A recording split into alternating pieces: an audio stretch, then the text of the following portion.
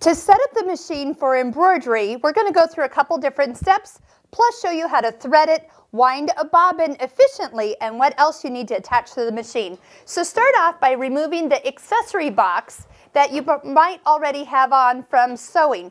If you're already in the sewing mode, that's okay, just leave it. As soon as we put the embroidery unit on, we can switch over to the embroidery side. Now, one other thing, that if for any reason you have a brand new embroidery unit, you might have a red clip.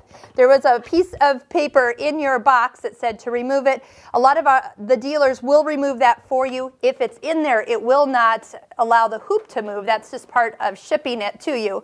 There is also an opening right back here. There's a little door that needs to be opened. I usually leave it open once I've put the embroidery unit on and off. I don't really ever close it, but just make sure that little cubby's open so the connector can go right on. Make sure your table is level. So if you have a table that over time has kind of bended, this is not going to be a great thing to put where it's not level. Find a level position and that will make everything work great. This you can throw away or put it back in your box. That's great. We are going to do a separate video on how to hoop fabric. So we're going to continue now with the changing of the foot. So you're going to take the screw out. And we're looking for the sensor Q foot to screw onto this position here.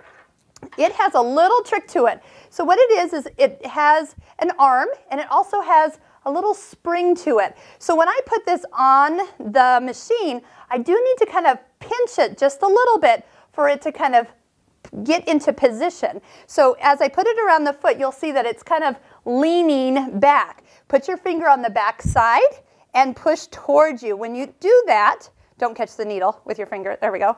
When you do that, it becomes even and flush with the post, and then you can go ahead and put that screw in and get that started. So once that's on, it makes it really easy, but you got to know where to kind of squeeze it. That's the trick for that. Okay, on the machine itself, you'll notice up here we can toggle between sewing and embroidery, and I'm going to go ahead and push that. You're going to see that the embroidery arm and foot is all going to move in a second. Every time you go into embroidery, it will ask you to remove hoop, which we'll do if it's already on. Clear it out. Clear the embroidery arm for calibration. When they say clear the arm, that means like move the cat that's sitting behind your machine. Move your coffee cup. Move anything that's sitting around it, and then touch OK. And that will get everything positioned as we go.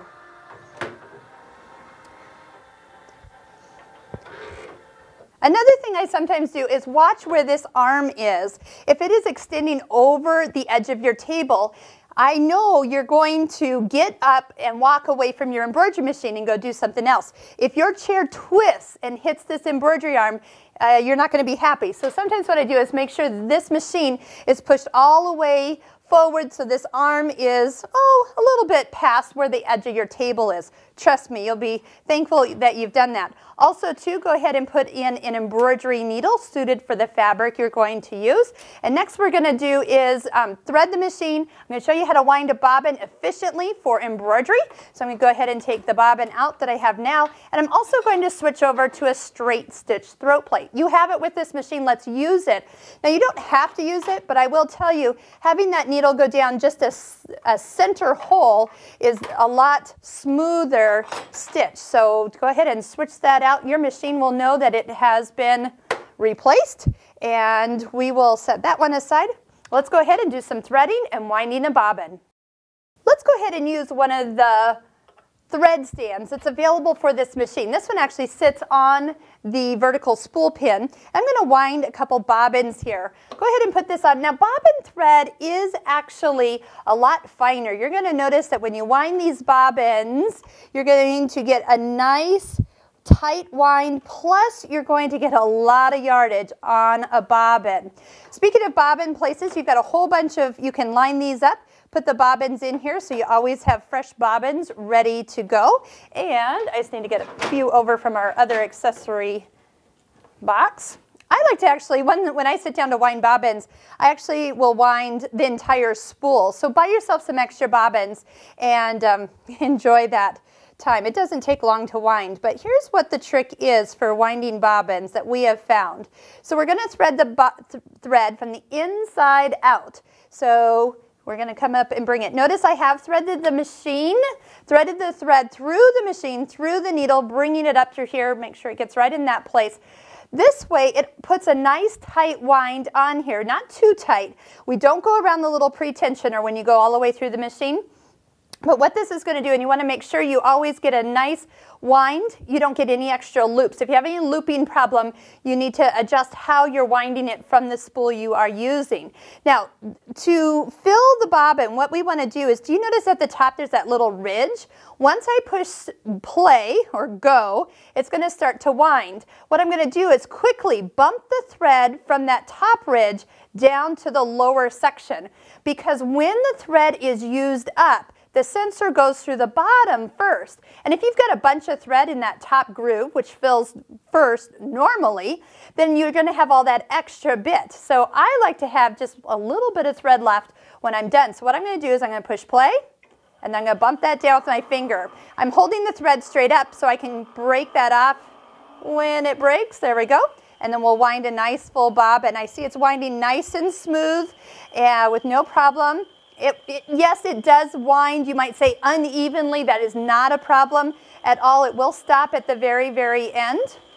I do like to use the bobbins that are for the machines. These truly are the best choice, and it does not take long to wind bobbins, and it's a whole lot cheaper. So take the time, buy a spool, and then wind up a handful of bobbins. All right, so there's our first one, and if I was normally doing this, I would just keep going. So go ahead and put your bobbin in normally. What we have with these machines is when you do flip over to the embroidery side, your tensions change for a lighter weight of thread. It reduces the top tension, so it pulls it to the back side, and it really does a nice job. You're going to thread the machine just like normal, but if you are using the thread stand, you don't need a spool cap, so that's a great time saver. You're not always trying to remember to put that cap on. I know I drop mine on the floor most of the time. Notice I'm holding this thread while I'm threading the machine with my left hand. That way I make sure that the thread gets into all the places it's supposed to be. Utilize that needle threader. If it's not lined up, make sure you get it lined up from your dealer, because that is a huge time saver. So what we're going to do is, here, let's just, if I was doing a hoop, then we'll go ahead and put that on. We're going to get into showing you how you pick designs and the key to getting everything going all at once. We're going to show you how to hoop some fabric as well. One other thing about when you put the hoops on, let's talk about that. When you put the hoop on, you're going to slide it in this little mouth, and I always tell my students, use some force, be strong with it, because you are going to need to push it. You will hear a click when it goes in. The only time you need to push this little button down here is when you're taking the hoop off. So push down, pull with your arms, use strength, okay, and it'll slide right on off. Notice I'm not tipping the hoop in. I don't have to do any of that. Just straight in, push, push till it clicks. Don't push this down at all when you're pushing it in. That will not make things line up, and only use it when you go to remove it. Okay, let's get to embroidering.